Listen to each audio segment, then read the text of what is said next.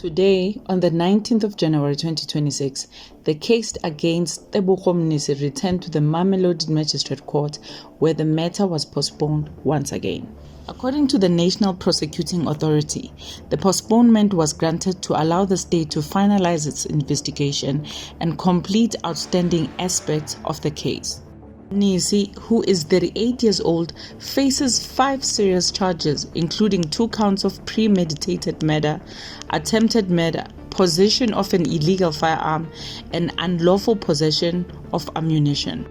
The court heard that the matter will now return on the 8th of April 2026 at the Mamelodi's Magistrate Court. According to the state, Mnisi remains in custody after abandoning his bail application during his first court appearance in October 2025. The charges stem from a tragic shooting incident that occurred on the 26th of October 2025. The victims were identified as 22-year-old Tiamo Muramaga and her 21-year-old cousin Baliseng Muramaga. According to the NPA, Tiamo Muramaga was the girlfriend of the accused. The 2 women were fatally shot and their bodies were later found next to a road in Mamelodi East Extension 17. A third victim, a 27-year-old man, survived the attack after sustaining gunshot wounds and was taken to a healthcare facility.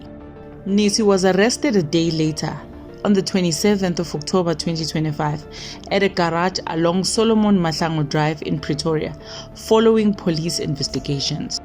The state informed the court today that investigations are still ongoing, including the finalization of post-mortem reports and hospital records relating to the surviving victim.